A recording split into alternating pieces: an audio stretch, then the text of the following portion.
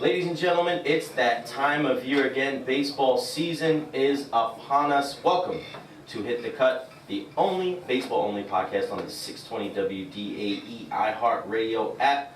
Recher and Paul Russo here with you as always. I'm excited, brother. I'm excited. It's baseball season. It's here. Everything's back to normal. It's the best time of the year. Best time of the year. It's like, before opening day, it's like Christmas, Oh, yeah. Well, if you're a baseball fan, it definitely is. You get excited. For me personally, I have several teams that I like to watch play, so I like to see how they start off and see how the season goes. We talked about that a little bit off the air, man. I'm not one of those guys, I know you're not either, where, if you like one team, you gotta hate every other team. I'm not like that. It was hard for me growing up. My mom's side of the family, Mets. My dad's side of the family, Yankees. It was funny. You'd see Jets, Giants the same way. You would see one set of the family go in the house and watch the game, and then when the ninth inning came, you see them walk out, and then the other side of the family walk in. Well, that's why I guess they get the word fan from fanatic. That's because right. I guess that's what people are.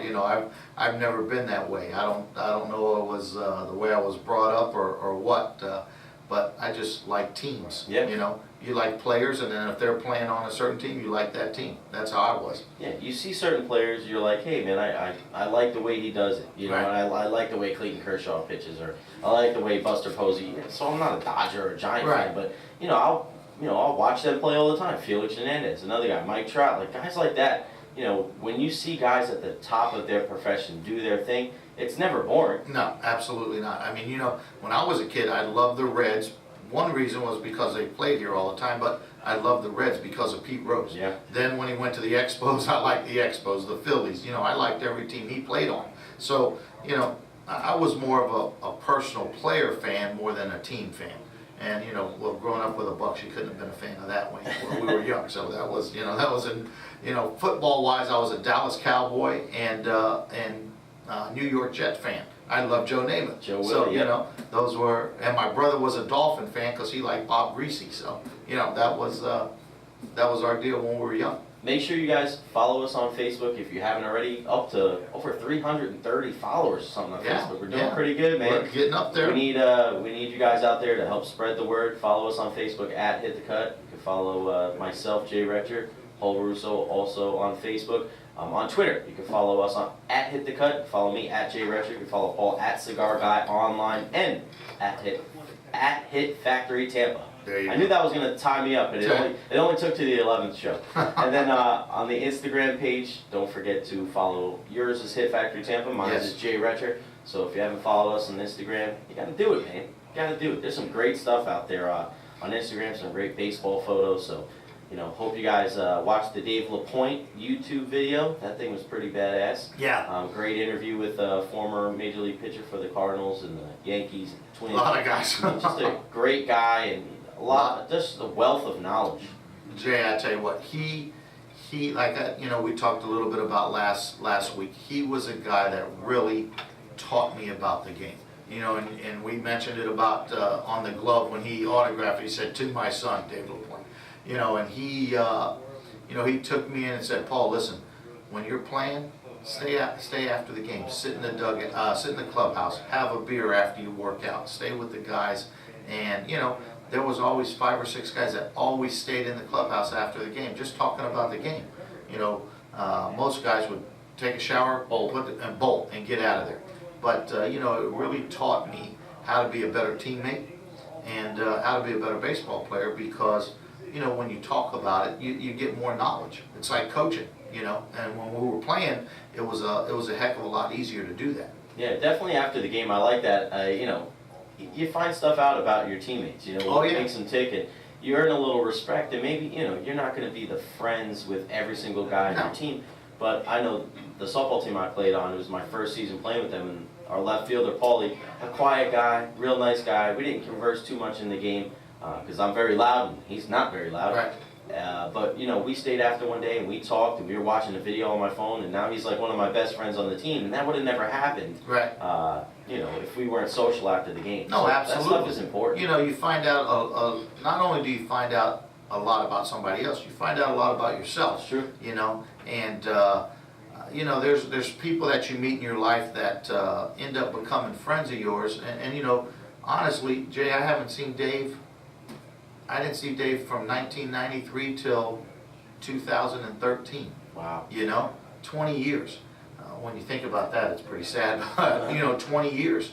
And when I saw him coaching travel ball, we hugged each other, and it was just like old times, because that's how close we had become. It was just like yesterday. Yeah, and then when I found out through Facebook that he moved into Tampa, we started to get the relationship going again. That's great. It's always good to reconcile old friendships, and that's what the great thing about sports is. No, absolutely. You'll always find, I know the guys that I played hockey with growing up, and the guys, especially I played baseball with growing up, we have such a close bond, and even if we don't see each other, if we get in the same room, I mean, just watch out. Oh yeah, it's ball busting time. We're going to be ball busting, and we're loud and obnoxious. Absolutely. And, you know what I mean? We'll turn right back into the 16-year-old kids that were, causing havoc on Central High School. Absolutely right. So the big story before the season got underway, there was a huge trade.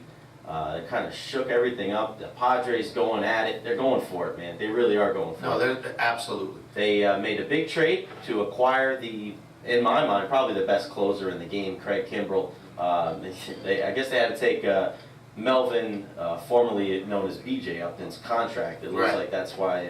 Well, I think they owed him, like 45 or 50 million left on his contract, something like that? Yeah, he signed a 5-year, $75 million deal, so he's only done 2 years of that. Right. So it looks like he's got another 45 or so to go. Yeah, and hit, what did he hit, 200 for? Oh, that's... So 75 million. 198 last year. So how much is that a year, million-wise? Well, it'll be 15 million. Yeah. So, wow. It's rough. You think his brother, he's like, finally half of him's probably like, yeah, I'm glad I'm playing with my brother, but right. It's got to be tough on you to see. Oh no, your brother struggle. Because you got to answer those questions too. Right. No, absolutely. And the hard part for BJ or Melvin is that and we've talked about it before. When you change leagues, it's a whole different ball. Now you said that, okay? My buddy Chris Kemper, that one of our avid listeners, former pitcher at USF, one of the better pitching coaches around here in the Tampa Bay area. He wanted me to ask you. He said you've mentioned it on the show a few times. Expound on that. Expound on the differences when you switch leagues, because you do use that a lot. Right. And as a guy that you've seen both sides of the coin with the Padres and the Yankees, what really is the difference between the two? Well, normally when I played National League setting, if it's a 3-0 count, you're 95% getting a fastball. American League, 3-0 count, you're getting a changeup. You might get a breaking ball. They pitch a little more backwards in the American League than they do in the National League. Is that because of the DH? Because there's more hitters? I think it has to be. The National League was always more aggressive pitching wise. Because they knew they had the pitcher coming up at some point. Exactly right. So they would attack the zone more. You'd see more slider pitchers, hard slider guys, fastball guys, as opposed to breaking ball, changeup guys. And then the American League, it was always strange when you were in AAA and you go into a different ballpark. The coach will remind you, hey, we're playing an American League team today. Change your mindset when it comes to the plate. Even behind in the count, 2-0, 2-1, you're getting hooks, changeups in American League. In National League, they're going after you. So it was just a different mindset for pitchers. And I guess it has to do with the DH and the pitcher pitching in the National League. But, their mindset as pitchers were different. Is there any other, differences? Obviously, I know the games play a little differently in the National League with the bunting and the double switches and the hitting and running. Is there anything else that the common person wouldn't know? Not really. I think the biggest part was the National League bunted more. Mm-hmm. When I played on National League team, we bunted more because they were more station to station. Mm-hmm. American League, it seemed like the mentality was 3-run jack. Just wait for it. Just go get it. You get a man on, you get a couple guys on, you're going up there trying to go deep. And the American League was more the National League, sorry, get them over, get them in. But nowadays, we're with performance enhancing drugs, guys hitting more bombs. Now, and guys switching leagues all the time. It kind of gets a little cloudy. A little diluted there. Yeah.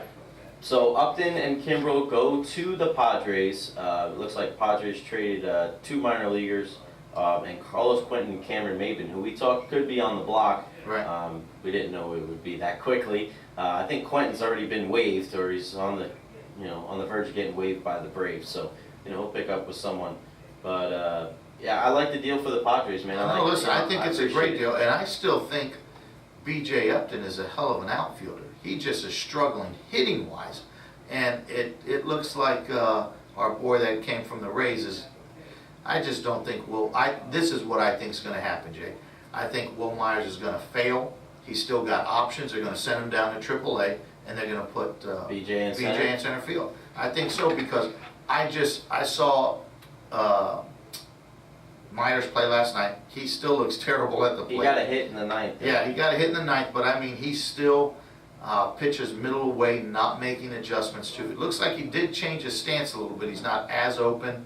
Got away from Longoria, yeah, that's why. And he has some, he had some better swings, but I just think, I don't think he's going to hit because of having to worry about playing center field. Yeah, because he's more, came up as a right fielder for the Rays. So, I mean, I just think it's hard. They're going to have, once Upton is healthy, they're going to have a natural center fielder out there. I mean, think about it though. That's still a hell of an outfield. You got Upton, and Matt Kemp, who annihilated your boy Clayton. Yeah, like what I tell you, your boy. You got my text the other night. Yeah, buddy. He didn't get lit up. I mean, he gave up 3 runs in 6 innings, and pretty much all the runs were because of Matt Kemp. But I was going to call you because as I was watching the game, it was funny, because everything we talk about ends up happening. Yeah. And we were talking about the shift the other day. Well, that first hit Kemp got. It was just a ground ball to second base. Yeah, absolutely. So I'm saying to myself, I go, all this stuff with the shift, people trying to reinvent the game, and I think, if I'm not mistaken, watching the MLB Network, there was like 6 or 7 instances. Yeah, I seen 3. Yeah. Where they did it, and it was crazy. Just play the game the way it's meant to be played, and you put a shift on, and then. But hitters' jobs, they're going to see a shift, they're going to see an opening. Matt Kemp got a nice inside fastball from Kershaw, but got his hands inside the ball and hit it to right field. Inside out. That's called a professional hitter. Yep. So, not all guys are going to be stubborn and try to hit it through the shift. But I just found that interesting the other day, that, the other night that we talk about it and then boom, you see it happening. The other thing that came to mind that we talked about a couple weeks ago was how damn good that Rockies offense has been so far. Oh yeah, buddy. 6 doubles in the first 2 games, 6 doubles in each game, but 2, behind the wheels of Tulowitzki and Arenado. I don't know if a guy does a better job of keeping his head down on the ball than Arenado, man. He over-exaggerates the process. It's just amazing because he always, they were talking. I heard about this the other day. Somebody was talking about it. I think it was the guys on the Rays radio broadcast, Dave Wills and Andy Freed. Talking about guys squaring up the baseball. You worry so much about having such a great swing and having all this power. The biggest thing is, taking that round bat and that round ball and squaring it up. That's right. And Arenado does that with. Well, he's got a good down plane swing. Yep. He's one of the rare guys that Jay, when people talk about squaring up the ball, I'm glad you said that. When you watch guys hit, their bat is not level when they're hitting the ball. It's either their front elbows flying up a little bit or they're dropping their backhand, and the bat's actually coming through at an angle to the ball, so it's not hitting the ball square. So it's, expounding on it a little bit more, when you're squaring it up, you want that barrel head square to make contact to create some backspin, which is going to make the ball fly. And that bomb he hit the other day, he just backspinned it. I mean, but you watch so many guys and talk about bad angles and making contact. That's part of it, is making sure your bad angle is flat when you're making contact through the zone. That's going to make you a better hitter. If they can stay healthy, the Rockies. I mean, I don't know about their pitching. They're playing the Brewers in this opening series, so it's not like they're playing the Cardinals or Dodgers or any other prohibitive favorite in the National League. Right. But when you look at that lineup with Dickerson and Arenado and Tulowitzki and Cargo, I mean. And your boy Morneau. Morneau. I mean, they look good, but Morneau's solid. Yeah, no, he is. And listen, they're gonna. I mean, their infield, tremendous infield. I mean, dynamite. they on both sides of the ball. Both sides. Up the middle, they're strong. If their pitching stays healthy, and the biggest guy stays healthy, Tulo, Yeah. I think that team can't be stopped, Jay. I mean, you know, they have a good, well-rounded team, just depending on pitching. Yeah, it all comes back. It all does. It all does. comes back. I mean, surprising to see the Mets win first game against Hey, Max Scherzer. Big Bartolo, buddy. How Bartolo. about it? Yeah. 280 pounds of just throwing heat. I saw a great stat the other day. It said, by this time in 2033, so think about it, it's 2015. In 2033, Bryce Harper will still not be as old as Bartolo Colon That's is right now. And listen, Bartolo Colon is getting younger. Yeah. When I played against Bartolo Colon, we were the same age. Now I'm 45, he's 41. I don't know how the hell he does it. I don't know how he does it, but he gets younger every year. For a guy that throws pretty much all fastballs, Yeah. it's amazing. I mean, the guy's got so much movement on his two-seam. That thing just rides, man. Bro, it's he's like a power pitcher. It's like a man. screwball, pretty Yeah. much. Well, think about it. It's like a beer keg coming at you Yep. with 90 miles an hour. And you know, he's got some great movement.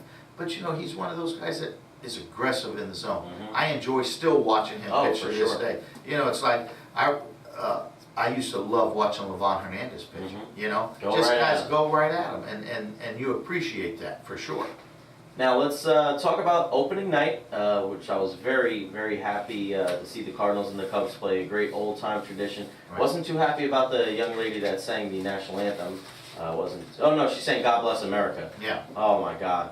Yeah, Anthony Rizzo was trying to keep his face straight. Yeah. He was like, yeah. Well, he was choking on himself. oh my gosh, it was so bad. I think he was trying not to swallow his dip spit. He Yeah. was, I just don't like it when people get in there and they sing "God Bless America" or they sing the national anthem and they gotta add everything. yeah, put their own twist on Like, it. I get it, you're gonna try to sing it your own way, but just sing the words. Yeah. You know, they want to add all these oohs and ahs, and then they mispronounce words Right. to a song that's been around for And a then you're couple an hundred idiot years. on a national stage. Exactly. So, not surprised at all that the Cubs lost to the Cardinals on opening night, 3-0. Adam Wainwright doing his thing. Couldn't even get his curveball over the first couple Right. innings, but then when he finally did, I mean, the guy threw 6 shutout innings. He was unbelievable. I thought Listen. a big mistake from Joe Madden. He had the pitcher batting in the 8-hole, and then he came up. I think it was in the first or second inning with runners. I think it was second and third with 2 outs, and Lester's I think up he's there. trying to do an old Tony La Russa trick. Because Tony, you know, maybe as a bow your hat to Tony La Russa, but you know,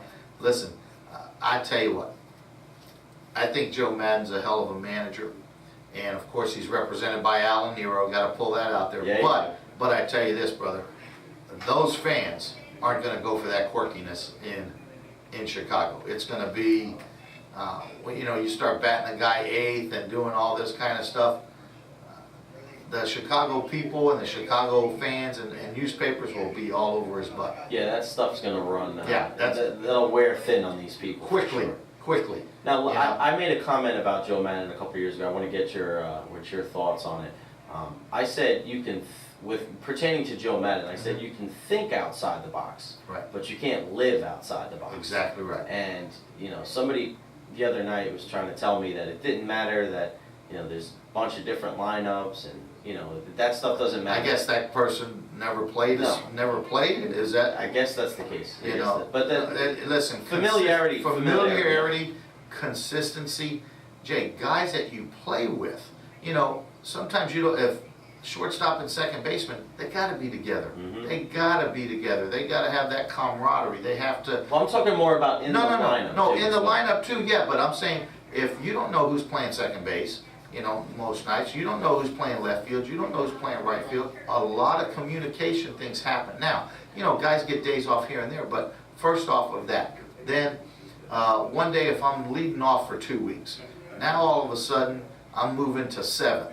I have to change my mentality as a hitter. Yeah. And whoever thinks that you don't has never done it. And that's what people say. It's like it shouldn't matter where you bat in the lineup. Absolutely But it's wrong. weird. It's weird. It's a mental thing because Absolutely I know wrong. myself. I was a guy that either batted second or last. Right. And you know when I batted, and I know a few times they bat me lead off, and for certain teams, I didn't know it just threw me off. Right. I was too patient at the plate. Right. I wasn't aggressive. And the thing with me as a hitter, always growing up, was I was a first ball hitter. Right. I didn't want to get behind in the count because a lot of times to me the first pitch is the best one you're going to see. You're getting a fastball. The pitcher's going to dump one in there, try to get ahead in the count. Right. So why let him get the advantage when your batting average drops over 100 points if you go down 0-1? So I was very aggressive, but in my mind, knowing the game of baseball, I always thought, I probably shouldn't swing at the first pitch because I'm a leadoff hitter and I should work the pitcher. Right. So that got in my head. When you're the two hitter, the Right. guy's on first, You're hacking. yeah. Or you're bunting or you're Right, hitting and something. running. You know, when you're in the 9 hole, you're seeing a lot of fastballs. So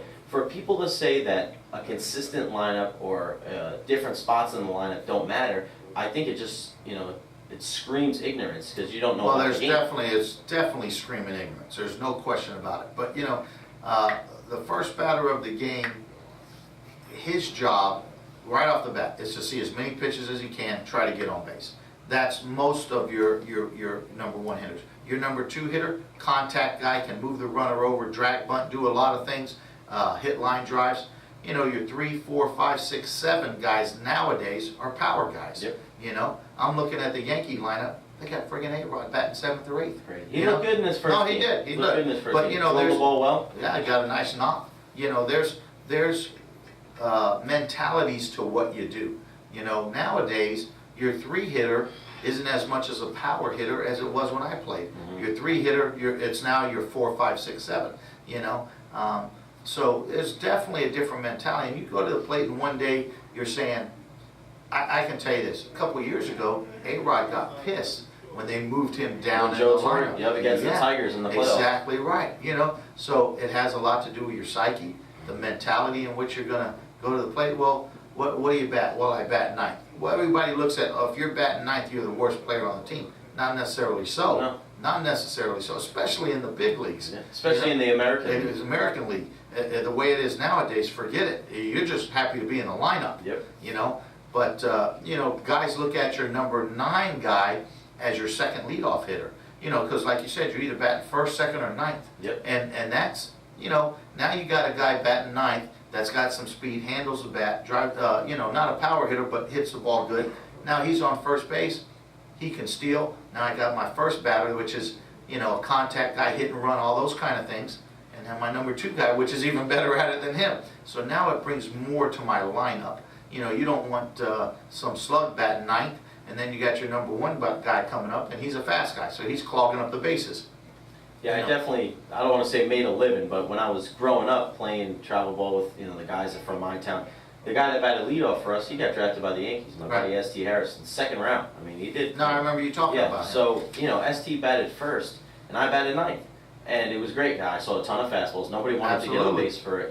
They didn't want me to be on base, another guy on base for ST, because then they couldn't walk him. Exactly. And this right. guy was a stolen base machine. So every time I got on base, I pretty much scored. I was Right. second or third on the team in runs pretty much every season, because if I got on base, I scored. Right. Because then you got him, you got my buddy Ryan, that played Right. for Dowling, and then my buddy Aaron, Exactly. that was the New York State player, batting average champion when we were seniors. So, batting 9, I loved it. I didn't want to bat 6 through 8. Right. I was like, those guys were so Hell, good. I'm like, bat 9. batting down there, like you say, you get to see fastballs. Yep. Man, you become a better hitter. And getting back to what you said a couple minutes ago, Kirby Puckett, lifetime 430-something batting average, first pitch swing.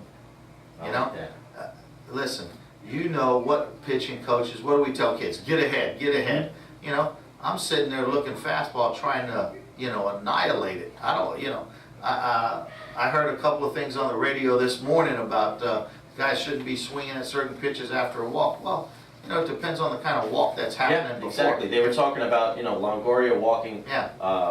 and Jennings coming up and swinging at the first pitch. And I was there at the game, game 2 against the Orioles. If I'm Jennings, I'm hacking before you even say anything. I'm a fastball hitter. Right. And the guy, Gausman was pitching. I mean, he throws, a darn good fastball. So Right. you got to cheat a little bit when the guy throws 97. You don't want to get behind on a guy like that. No. And you're chasing runs. You're trying to make something happen. I thought they were going to walk Longoria intentionally, second and third, 2 outs. You don't let your best player. You don't let the other team's best player beat you. Right. So when I saw that they were pitching to him, I said, all right, well, let's see how they pitched to him. Right. listen, if they're going right at him, if you're a baseball guy, you know if a pitcher's going right at a guy Right. or if he's pitching around him. The unintentional, intentional. When you throw a 3-0 breaking ball and then a Right. 3-1 breaking ball, that's not pitching around. I mean, that is pitching around a guy. That's Right. not, going at a guy. So Right. it's a lot different than if a guy that's trying to throw a 3-0 fastball down the middle and then he throws it over the catcher's head. That's completely different. That's different. That's a pitcher not being able to find the zone. Right, then you have to be more patient. Then being patient is probably the right call there. But if the guy you see he's pitching around the best player and he's coming to get you, what do you want? Like, I would rather a guy be aggressive in that situation than a guy striking out looking. Absolutely. Listen, everybody's going to second guess. Everybody. It's easy to second guess the next day. Exactly right. But in that situation, listen, if Kevin Cash didn't want that guy taking a hack, he would have put that. They would have put down the take sign. They would have relayed it and gave him a take sign. You want that guy being aggressive. And then Tim Beckham, I think 7th or 8th inning. It was a ball in the end. You remember Jeter used to do the old, stick your butt out there. I mean, he did that on a 3-2 count, and the ball was right down the middle of the plate. Yeah. So what would you want? Oh wow, he worked the count. No, Right. I don't want a guy. I would rather the guy at certain times to get up there and be aggressive and try to drive runs in, rather than sit up there in 3-2 and take one right down the cajole, man. Yeah. Well, the problem is that if you have that mentality, of the mentality of being passive and not aggressive in that situation, you're going to fail just like you. Pretty much every time. Exactly. Pretty much every. You'll get lucky 1 out of 10. It's not like Desmond Jennings went up there and swung at a first pitch slider in the dirt. No, exactly. He swung at a fastball, which you're supposed to swing at. Yeah. It's 97 with movement. Right. So it's easier said than done. So what? He takes pitches and he strikes out. People wanted to crucify Logan Forsythe for swinging earlier in the day on a 2-0 count. He flew out to right field. 2-0 count, you're looking fastball. And he's trying to hit the ball to right field. So Exactly. he's trying to do the right thing. And then later on he works an 11-pitch out bat, hits a home run. Right. He walks. I mean, the guy had a good game. Now, Logan Forsythe is not one of those guys that's going to be a perennial all-star. Right. But he's one of those guys, if he's in the lineup, he puts together really good at-bats. He's a good baseball player. He is. He's just a solid ball player. Now with Zobrist gone, I think, he won't get overshadowed because they had a lot of very similar type players last year. Right. With Zobrist and Rodriguez and Forsythe and Franklin. But I've always liked Logan Forsythe. He had a little bomb the other day too. He sure did. That was a bomb. But switching from San Diego to Tampa Bay in the beginning of last year, he struggled. Switching leagues, it was tough for him to Got to know the pitchers, know everything. But then when he started getting some consistent playing time last year, he actually was on a little bit of a tear. He had like 2 or 3 games in a row where he had the game-winning RBI and he was the special guest on TV. I like Logan Forsythe, man. Before the game, he's sitting on the couch watching TV. He's not messing around, joking around. He's just kind of, he's just going with the flow. I like a guy like that. Just because he's not the sexy pick and he doesn't always hit home runs, even though he's got one already this year. You got to be a little more patient, I think, as a fan if you're expecting too much. I think earlier. the problem is this is a problem with fans, Jay. This is a problem with baseball. Is you got guys sitting announcing that don't know what they're talking about. Mm-hmm. They're just announcers, and now they give their perspective on what's going on, and now fans are believing their rhetoric instead of being baseball people learning the game. Anybody can sit behind a mic and give an opinion of this or that, but hey, did you ever play? That's the first thing. Do you know the game? That's the second thing, and do you know what you're talking about when you're commentating the game? And listen, I see guys on TV, I'm listening to people, and that they never played baseball. Mm-hmm. The only experience they have in it is watching it. And if you're not a guy that's been a player, then it's going to be hard for you to really give a true perspective on the game. Yeah, I feel like, when I ask certain questions, after the game, like before the Rays game and after the Rays game last night, I asked Kevin Cash after the game, I said, you guys stole first and second with 1 out. I think it was 1 out, left-handed batter and double steal. That's a risky call when you're down 6-3. And he said, hey, when the guy sees it, I like him being aggressive. And I feel like those are questions that aren't being asked. That's right.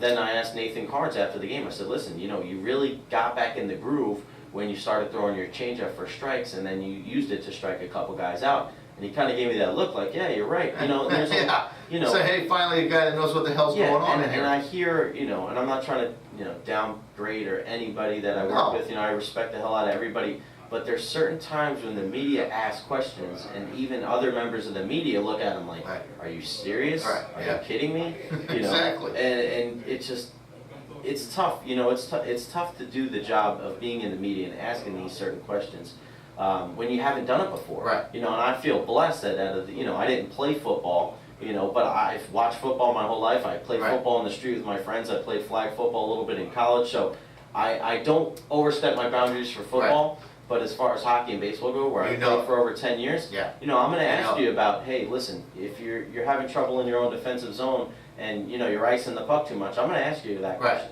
The baseball question, if Wei Yin Chen's throwing front door breaking balls, you know, behind in the count, I'm going to ask those questions because I see those as a player. So that's why there's certain advantages in the media. You know, and that's why ESPN hires guys. That's right. You know, because That's they right. know, because they can speak from experience. Exactly right. And trust me, coming from a player appreciates that. That he can answer a good question where it's not a general question and not five guys ask the same question before you.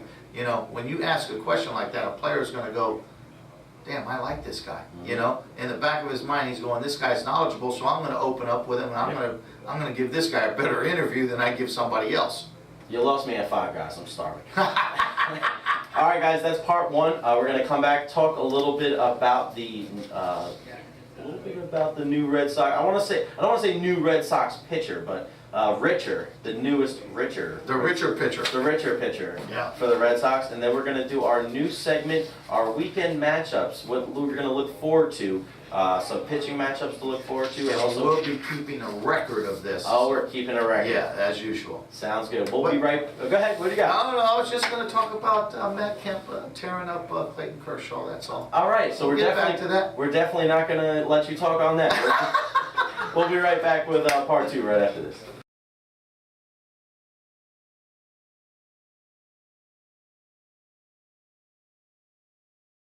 Alright guys, we are back on Hit the Cut, episode 11.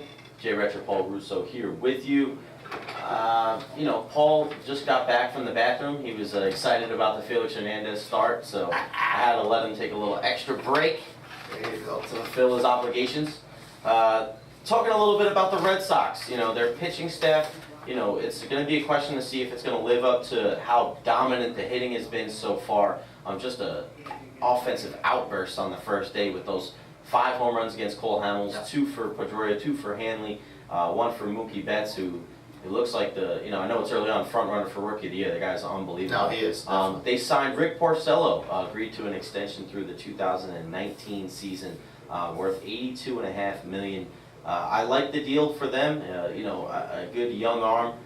Guy's pitched over 200 innings. The guy knows the rigmarole of the season. You know, he came from a Tigers team that was in contention. I think it's important when guys come from a team that's already been a contender when they go to another contender. It's one thing when you pitch for a team like, let's say, the Rockies, you know, or the Diamondbacks, or something like that, where you're not in postseason contention. So how many important innings has this guy really thrown? So when you go from a team like the Tigers to the Red Sox, he knows what the bright lights are all about. I believe he's from Jersey, so he's a Northeast guy anyway. So I like the deal for the Red Sox. Your thoughts? No, I absolutely do. I think he got a huge learning lesson pitching with Detroit, with Scherzer, Verlander, those guys, David Price. Learned a lot. Now he's going, you could say, back home to Boston in that area. And I think Boston, hell of a signing by them. They tied him up. They bought him through his arbitration and contract extensions and all that type of stuff. And when you think about it, it's not a bad deal. I mean, yeah, he's going to make $20 million a year or something like that, but I think this guy could be a frontline starter. Oh, for sure. You know, with Boston. When you're with Detroit and everybody's a number one somewhere else, you know, I think this guy's going to do well. He's in good shape, strong kid, and I think he can chuck it. They were the most impressive team to me on opening day. I thought they really put the hammer on Cole Hamels. That offense has the chance to do some pretty historic things. I'm a very, you know, I'm a firm believer that the first game of the season, they faced a guy that's going to be on their roster by the end of the season. There's no way that you go this long, and as good as Porcello is, I don't know if he's a true ace.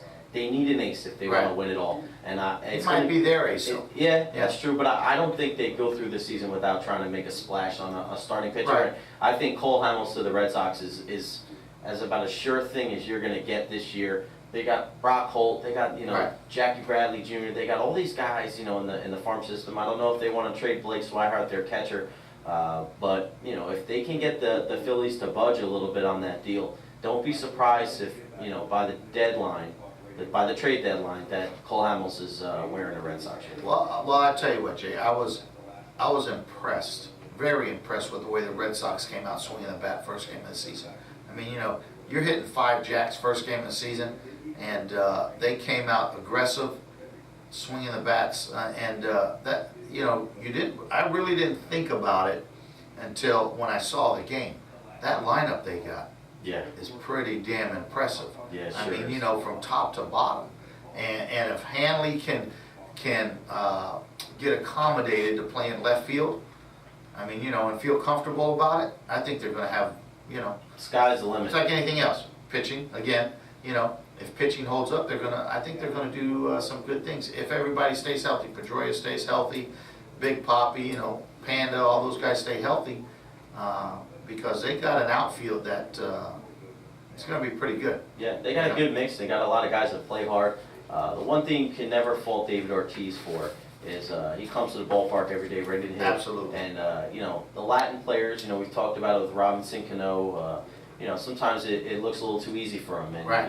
you question if they're trying and giving it Right. their all. You never question Big Papi. No. So I doubt that Hanley Ramirez or Pablo Sandoval are going to be walking through those doors and not being ready to play every day. I mean, Well, a guy like Pedroia is another guy, Victorino's another guy. Not when you have to answer to those guys. Yeah, I mean, you can't Yeah. rest on your laurels because No. every day somebody's pushing you. And as good as Hanley and Sandoval are, Yeah. Pedroia and Ortiz are right there. They're Right. at their level. So it's not like, even though they're coming in and they're the high price free agents, Right. they're not, the captains of the ship. No, that's for sure. And the thing about Boston is they'll run you out of there. Well, that's the They truth. will run you out of there, and all it takes is for Pedroia to walk up to the front office and say, "Hey, get this guy out of here." I don't know Trust if me. he would do that, but Well, just he has that I clout. mean, he's got that kind of clout. I can tell you, him and Big Papi, I think they would do it Mhm. because if it's going to ruin their chances of winning, and this guy's a cancer, they're not going to stand for it. As the leaders of the team, as the captains of the team, like you said,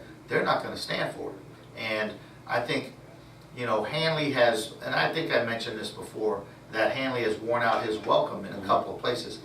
I don't think a place like Boston, fans will let you do that. No, definitely not. There's certain places, New York, Boston, St. Louis, Philadelphia, probably. Philadelphia, those are the places where you can't dog it. They'll let you know. Yeah, And they'll let you know quick. we forgot to mention it last segment. We'll mention it now. Get that feeling with Starlin Castro on the Yeah, Cubs. yeah, absolutely. And he better watch himself because as good as Chris Bryant has been in spring training, the most pro-ready prospect out of him Is your shortstop. is Addison Russell. Russell, yeah. And the guy can already pick it at a high school, Yeah. at a college. He can already pick it at a major league level, and they saying that he can hit now. And Yeah. Castro, it seems like he was the batting champ a long time ago, and he's only like 25, Yeah. still young. Yeah, But if your shortstop is one of your guys that don't work as hard, He's a dog. you He's can't. a dog. You can't. Do you remember when he kicked the ball? Yeah, oh yeah, I absolutely remember. That was amazing. So that could be another guy that's traded for a pitcher.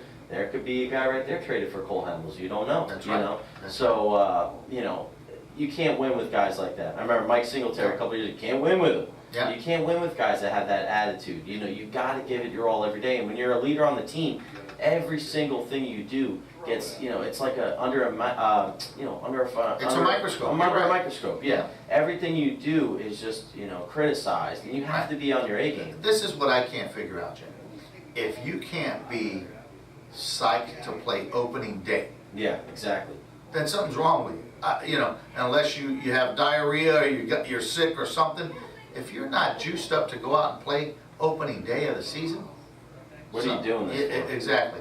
Well, you're doing it for the money, but I tell you what, the money will be gone soon That's true. because you'll wear it out. You'll wear it out. So, especially when you got a guy that's hungry coming up behind you, you better turn around and look back because somebody's coming to take your job. Yeah. because he may not end the season with the Cubs playing like Exactly. that, you know? Exactly right. But speaking of a guy that is rearing and ready to go, Matt Harvey of the Mets, man. Ooh. We watched the video, the little E60 thing of the Dark Knight Rises. Yeah. You know, just talking about dealing with scrutiny and dealing with the fans. You know, we saw Derek Jeter in there. Yeah. And this guy's Harvey's ready, dude. He's legit. That guy is He's ready for now. the spotlight. You know, he's just, you know, exudes confidence. You know, dealing in the Tampa Bay area, we're talking about the whole Jameis Winston versus Mariota thing. There's something about certain players that Right. are just dynamic. They have that magnetic personality. That's right. I see it with Jameis Winston. I know you may not Listen. you may not like him because of you're not a Florida State fan, or you think he's not going to do well in the pros, or Right. like a lot of people Or are very personally, yeah. you know, personally because of his off-field issues. I get that. Yeah. But when the guy walks into the room, it lights up. Listen, And did you there's see his something interview said. the other day? Yeah, amazing. Paulie and I were talking about that last night, Jay. He was just a matter of fact. Yep. Why do you think you're going to the Bucks? I'm the best player in the Yep. draft. And there was no No BS, hesitation. None, brother. He No. just, boom, that was it. And that's the kind of guy you want. Now, As a leader on your team. absolutely. I don't know if Mariota's trying to play the sheep, you know, Yeah, the but- sheep guy and the Mr. Nice Guy. Listen, That's not the world we live in. not in pro football, brother. Not in pro football. Guys, no matter who you are, everybody wants to look to a leader. That's true. And you know, and not saying that people are followers, but they want to look to somebody to say, hey, that's the guy I'm gonna put my stuff behind and go get him. And that's where people pay you money. You know, they give you money because you're confident in yourself, which you gotta be, and you're not trying to downplay the media and say, oh, you know, I hope I'm #1 draft pick and all that kind of stuff. I'm the man. Pay me like I'm the man. That's true. And that's what I respect about the kid. And there's you know? different leaders, you Yeah. know, in different ways to lead. You know, Oh, yeah, there is. You always remember Brett Favre being loud, and you know Right. Tom Brady's the same way. You know, and then you look at Jeter, quiet leader. Right.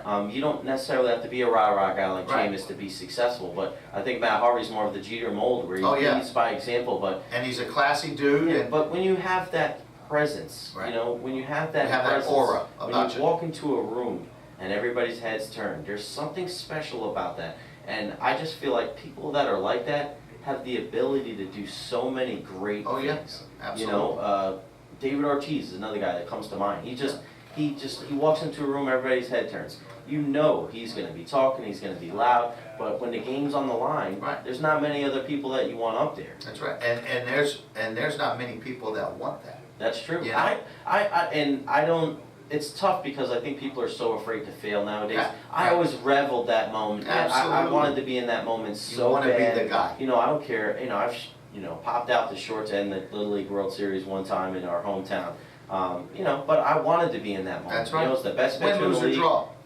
That's the way it was. You know, I was Right. on the ice when we won the cup during 1 year playing hockey, and you know when we won our championship for baseball, I was on the I got the last out. The last Right. ball was hit to me. So you gotta want to be in that situation Absolutely. because the baseball gods know. My friend was playing third one time, my boy John Rivera, and he made 2 errors on back-to-back plays. And one of our coaches growing up was the coach on the other team, and he said, "Man, I hope this next ball doesn't get hit to me." And I said, "Listen, you keep saying that, the baseball gods are It's going to hit coming the right next to you, 5 buddy. at you." And we were 16 or 17, Yeah. and the coach looks at me, he's like, "You got that right, Jay." And the next one was hit to me, and I Right. threw the guy out, and he said, "Man, you must have been ready for that one." I said, "Yeah." It's like I was praying that they'd hit it to me so you Right. wouldn't crap your pants over there. Exactly right. But it tells a lot about the person. Yep. You know, please don't hit it to me, or God, I hope I don't want to come up to make the last out. You know, I used to tell myself, never be the guy that makes the last out of the game. That's true. Never.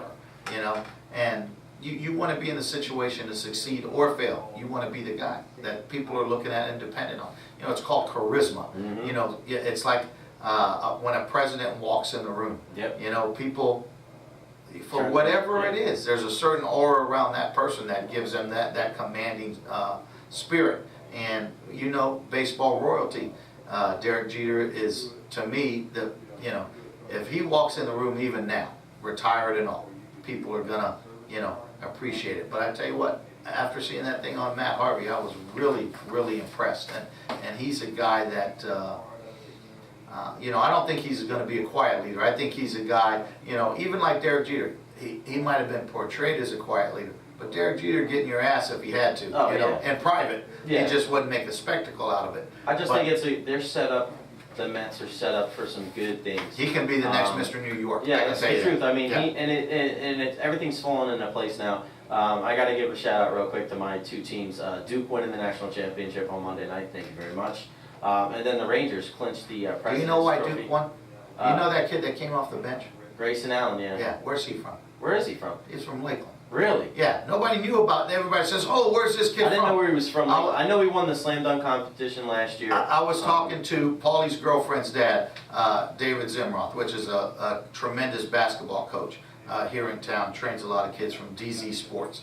And he was telling me, kid was a McDonald's All-American. Yeah, he was a You know, beast. he's playing at Duke. He comes off the bench. He's the one that you know, I think he came in and got 8 or 9 points. He got 16 points. He scored 18 in the first 5 games That's of right. the tournament. So, 16. you know, and they're saying, we don't know about this kid. Well, that kid was a difference. Yeah. You know? It's amazing how that works out. And then the Rangers, my New York Rangers won the President's Trophy last night for the most points in the Nobody league. cares about that. They should care because Matt Harvey actually goes to Ranger games. And that's another reason why Oh, he's. jeez. But that's another reason why he's loved by the New York, Absolutely. because he's not afraid to go out there Right. and sit there. And even when he was hurt last year, he would go to Ranger games, Yeah. and they put him up on the Tron and Mets. But that's and what Yan- impressed me about him, Jay, the other day. I mean, in that thing when he said, "I want to not do it for myself, but for New York." Yeah, but you got it. People love you. You have to.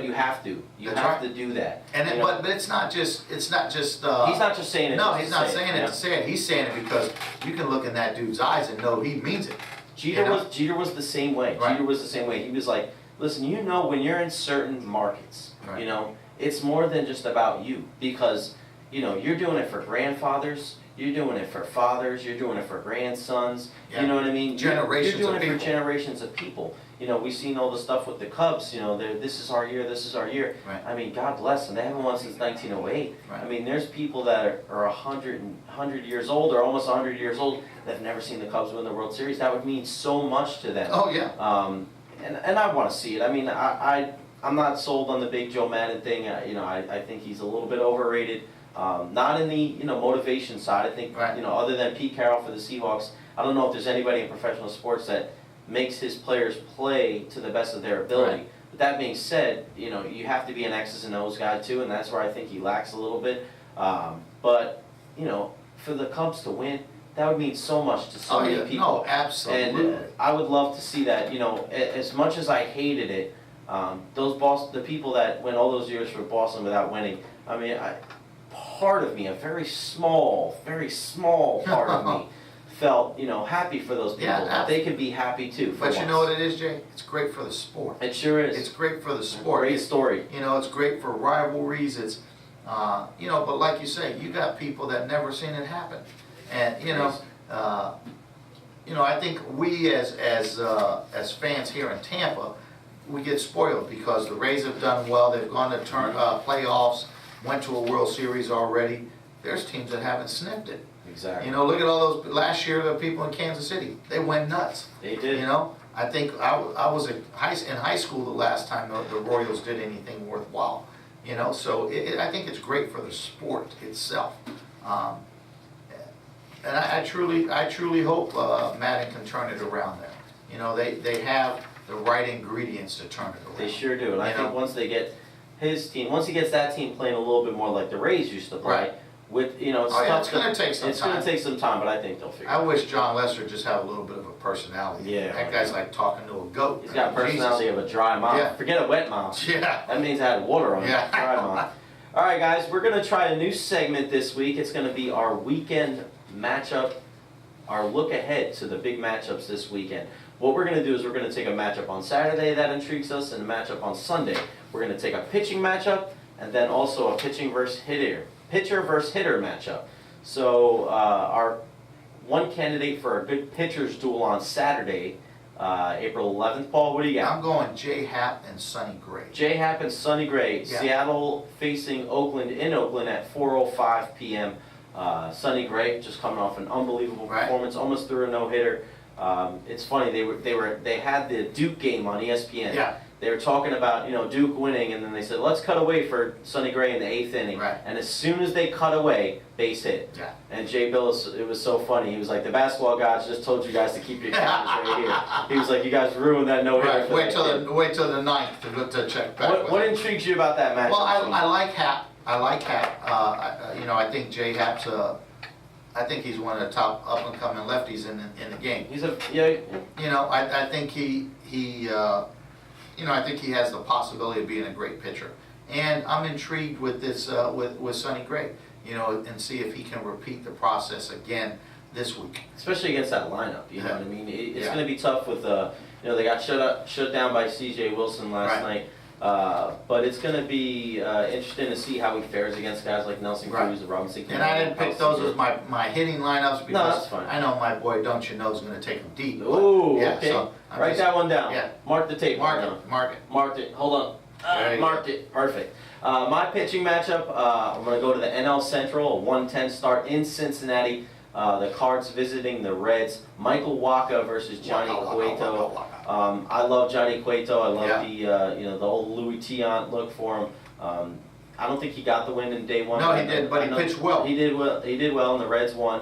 Because McCutchen hit a home run. Yeah, but wasn't it one of my top third basemen that went upper tank? Frazier. And he made a great diving play to throw it out at first. That I got ridiculed on putting him on the list. Yeah. Yeah, but he went tank. You did get rid of him.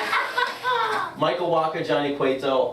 That's going to be a hell of a The match. last time we saw Michael Wacha was, last year in the playoffs when they put him in. He gave up the walk-off to Travis Ishikawa to send the Giants to the World Series. So it'll be interesting to see how he bounces back. I think this kid is unbelievable. He's in the mold of a young Adam Wainwright.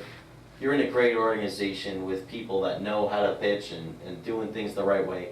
I love Michael Wacha. I really like the Cardinals team. They look great on opening night. Right. I like Jason Hayward. My boy Matt Carpenter, Yes, who I you're said right. was going to hit over 300. He had 2 hits. Again? Yeah. He looked unbelievable. How big is he, Jay? He's not big at all. He's got to be No? 5'10", 5'11". Really? But it's real simple. Yeah. He's up there. He sprays the ball all over the He's field. a player. He's quiet at the plate. Yeah. And that'll be a good pitching matchup. And I think that one will be a low-scoring game. All right, who's your big hitter versus pitcher matchup on Saturday? I'm going with your boyfriend, boyfriend. your man idol, Clayton Kershaw against Paulie Goldschmidt. Paulie Goldschmidt. He is going to upper tank him. I'm telling Really? you, right? He's going to upper in tank Arizona, him. Saturday In Arizona night. on a Saturday At night 8:10 p.m. Oh. You think he's going to tank him? by 8:42. It will be Paul Goldschmidt 1, Clayton Kershaw 0. So that'll be like the third or fourth inning. Yeah. Goldschmidt's going to go deep. Yeah. Mark the tape again, folks. Yeah. Tank him. Marking it. Take him. We'll see. Watch Kershaw throw a no-hitter. You'll be eating crow. If he throws it, oh no, I'm not going to say Yeah, then it's buddy. really on tape. Let's keep it down there, brother. All right, my hitter versus pitcher matchup. I actually have 2 in the same game. San Francisco versus San Diego.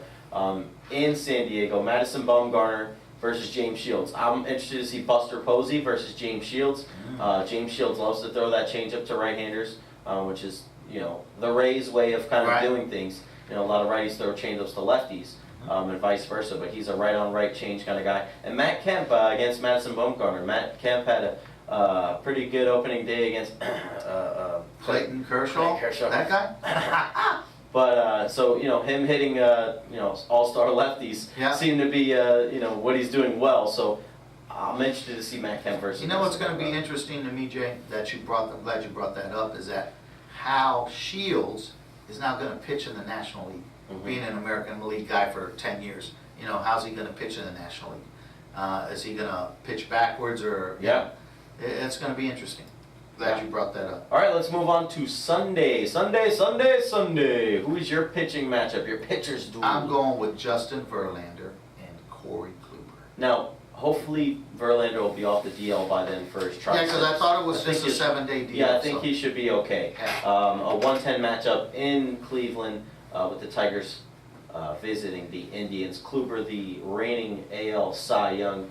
Right. That's going to be, that could be a blowout for Cleveland, or we can get a tight one. Right. If not, if he's scratched, then I'm going back to my number 1 pitcher, Felix Hernandez and Jesse Hahn? Jesse Oh, Hahn. you can't do that. You can Yeah. only pick one. Well, I don't But- care about Hahn, but I just care about Hernandez. That's it. That's your boyfriend. Yeah, that is your Man boyfriend. Crush. Man Crush. It's Man Crush Monday on On a Wednesday. We're taping this on Wednesday, but you guys will probably hear this sometime on the weekend, Friday, Saturday, or Sunday. Again, guys, you can follow us on Facebook at Hit the Cut. You can follow me, Jay Recher. You can follow Paul Russo. Follow us on Twitter at Hit the Cut. My Twitter is at Jay Recher. Follow Paul at Cigar Guy Online and Hit Factory Tampa.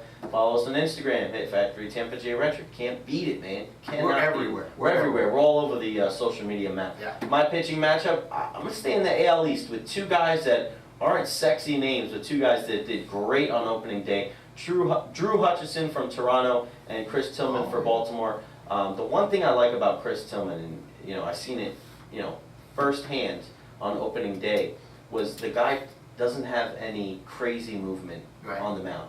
It's very short, he's very deliberate, he stays over his back leg, he does a great job. He's very consistent. The guy just goes at hitters, he's very consistent, even in the stretch. He's quick to the plate, not much movement. The guys like that are very quiet in their delivery and quiet in their stance in the batter's box. I feel like those guys are a lot more successful than the guys that try to create too much. Gary Sheffield is one in a million kind of guy. Not everybody's going to have. Well, the thing about Gary that people don't realize, his feet were quiet. It was just his hands, and he had to do that because his hands were so quick. He had to slow them down a certain way. But his legs were quiet. But you see some guys in there that are just bouncing everywhere. You're going, how the hell is this guy going to pitch? I was watching one guy the other day, Jay, and I don't know. I think he was with St. Louis last year. He goes when he's throwing, he goes towards the first base line and then throws it home. It's a pitcher, and I forget his name. Was it Jordan Walden, the reliever, when he jumped off the mound kind of thing? No. This was a guy that, and I think he pitches for Kansas City now. I don't know if I'm right. Somebody throwing across their body kind of thing? No, it's like it's not across his body. He's a right-handed pitcher. His body goes towards the right field line, and his arm goes towards home plate. Wow, I gotta check that out. I forget who it is, but I watched it the other day, and it was just, to me, disconcerting as a hitter. You see that guy, and you go, that'd be crazy. Yeah, and then he's throwing a ball inside to you. I mean, strange. Well, I always thought it was tough for a guy like Jared Weaver pitching, who steps almost in the third base dugout and throws across his body. It's got to be tough because it looks like he's releasing the ball behind you. Yeah. Jordan Walden, which I thought you were referring to. That's the guy that jumps. He jumps off the mound. That's crazy, man. Because I don't know how that's legal. Me either. But it's like softball pitching. Getting that jump. I thought you had to keep contact with the rubber, but maybe some. It'll take a manager like Buck Showalter or somebody like that to say something about it, and they'll make the adjustment. Who's your pitcher versus hitter matchup for Sunday? I'm going Nathan Carnes and Giancarlo Stanton. Nate Carnes with a rough outing, giving up 4 runs in the first 2. It might be even rougher. I'm looking for a 500-foot ball. Yeah, that big, huh? Yeah, I'm looking for because the one thing I love about Stanton, he goes line to line, and he can go 500 plus line to line. Well, he's another guy too. Carnes, we talked about the Rays way with the cobber, they call it the changeup. As bad as he did the first 2 innings, the other 3 2/3 were pretty good. Yeah, he didn't do bad. He threw his changeup well. Got to get those breaking pitches over, but it's tough to win when you go down 4-0 in the first inning. You give hits to the first 4 batters, settle down a little bit. I always like how guys finish better than how they start. Well, look what happened yesterday. Down 6-0, bro, and they came back. They battled back. They battled back. 5-6, and that's the one thing I can appreciate about the Rays. They never quit. I agree. They never quit. That's the one thing I appreciate about it. I just. You know how we went over under the other day?